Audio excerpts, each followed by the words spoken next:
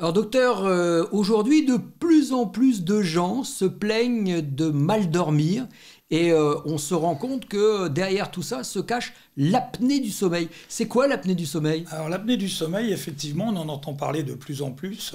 C'est un des troubles pas une insomnie, mais un des troubles du sommeil. Pendant la nuit, certains sujets font des pauses, c'est-à-dire font des pauses respiratoires, ne respirent plus pendant quelques secondes, voire presque une minute, et c'est ce qu'on appelle l'apnée du sommeil. Donc il y a énormément de spécialistes maintenant qui s'en occupent. En particulier, nous avons notre ami le docteur Bouyayaoui, auquel nous allons donner la parole, qui est spécialisé dans ce sujet. Il y a deux façons de définir l'apnée du sommeil. On a les hypopnées. C'est quand on dort, l'amplitude respiratoire baisse de plus de 30%, avec une pause respiratoire de plus de 10 secondes et qui s'accompagne d'une baisse de l'oxygène, ce qu'on appelle l'hypoxie. On a également l'apnée du sommeil. C'est quand l'amplitude respiratoire baisse de plus de 90%. Bien sûr, la désaturation et la durée de l'apnée, il faut que ça dépasse 10 secondes. L'hypopnée et l'apnée, on les considère de la même façon parce que le retentissement sur l'organisme, c'est exactement pareil.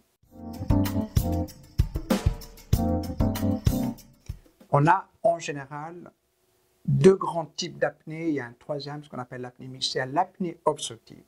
C'est un gène de passage de l'air, en général chez les gens obèses ou les gens qui ont une langue assez grosse et qui a tendance à chuter en arrière. Avec l'âge, les cordons qui maintiennent la langue faiblissent, donc la langue chute en arrière et elle empêche le passage de l'air. D'ailleurs, ces gens-là, ils ronflent. Ils ont des ronflements intenses, ils s'arrêtent de respirer. On a l'apnée centrale. Centrale, deux étiologies. Souvent, c'est cardiaque. Les gens qui ont une insuffisance cardiaque, on appelle la respiration de Cheyne-Stokes, ils s'arrêtent complètement de respirer. Ces gens-là, ils ne ronflent pas. Ils ne ronflent pas, ils s'arrêtent de respirer complètement. Puis après, ils reprennent, parce que le taux d'oxygène il baisse, donc ils reprennent des respirations, ils ont des respirations saccadées comme ça qui montent, crescendo, puis ça descend. Et on a l'apnée centrale par atteinte cérébrale. Les gens qui ont fait une attaque cérébrale ou qui ont des problèmes neurologiques peuvent développer de l'apnée centrale. Certains médicaments, les hypnotiques, les médicaments tranquillisants hypnotiques peuvent provoquer de l'apnée centrale. Et on a l'apnée mixte. Vous avez quelqu'un qui est fort obèse ou qui a une langue qui chute en arrière.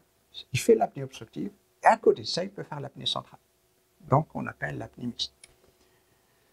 On a un moyen de traiter l'apnée. Il y a deux façons. En gros, c'est la machine. Hein, c'est une machine de l'apnée du sommeil. Donc, le patient branche au moment d'aller se coucher. Et dès qu'il fait de l'apnée ou qu'il ronfle, la machine détecte l'augmentation de la pression et elle envoie de l'air sur pression pour traiter cette apnée. Quand vous avez un taux d'oxygène qui baisse trop dans le sang, donc dans le cerveau, le nerf optique, le nerf qui innerve les yeux, il souffre. Donc on peut développer un glaucome à angle ouvert. Quand vous faites de l'apnée, vous pouvez développer de la tension artérielle parce que vous avez une sécrétion des catécholamines, ça peut engendrer la tension artérielle. Ça peut donner des troubles du rythme cardiaque. Parce que cette variation de ralentissement de la fréquence cardiaque et l'augmentation de la fréquence cardiaque pendant un cycle du sommeil peut déclencher. La chose la plus importante, les gens qui font beaucoup d'apnée du sommeil, ils sont crevés la journée, ils sont fatigués, ils s'endorment au volant. Un accident sur deux peut être lié à l'apnée du sommeil. 10% des accidents mortels sont liés à l'apnée du sommeil. Il faut savoir statistiquement, un Français sur 7, on estime que c'est à 7 millions de Français qui font de l'apnée. Malheureusement, jusqu'à au jour d'aujourd'hui, on a appareillé à peu près 1 500 000. Donc il y a 5 500 000 Français qui font de l'apnée, qui ne sont pas diagnostiqués. Alors il y a deux façons de le faire. On a ce qu'on appelle une polygraphie ventilatoire.